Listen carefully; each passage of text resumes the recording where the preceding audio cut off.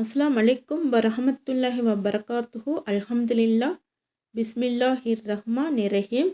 இன்னைக்கான பதிவு, எல்லாவித துன்பங்களை விட்டும் பாதுகாப்பு பெற இந்த ஒரு ஆயத்தை ஓதிக்கொள்ளுங்கள்.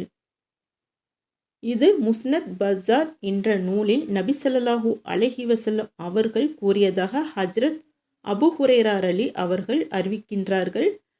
எவர் பகல் ஆரம்பத்தில் ஆயத்துல் குர்சியையும் அதுக்கப்புறம் சூரத்தில் முஹ்மினீன் இந்த ஆரம்ப 3 ஆயத்துகளையும் ஓதிக்கொண்டால் அன்று முழுவதும் எல்லாவித துன்பங்கள் சிரமங்களை விட்டும் அல்லாஹு தஆலா பாதுகாப்பு தருவான் என்று கூறியுள்ளார்கள்.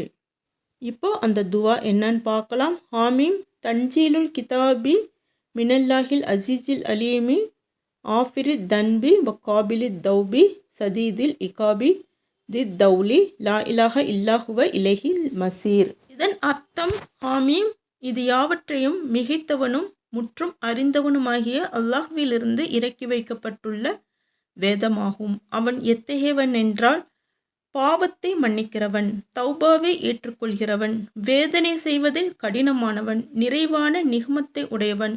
அவனைத் தவிர வணக்கத்திற்குரிய எந்த நாயனும் இல்லை. மீளுதல் அவன் பக்கமேயாகும். இதை நீங்கள் ஆயத்துல் குர்சியை பகல் ஆரம்பத்தில் ஓதிவிட்டு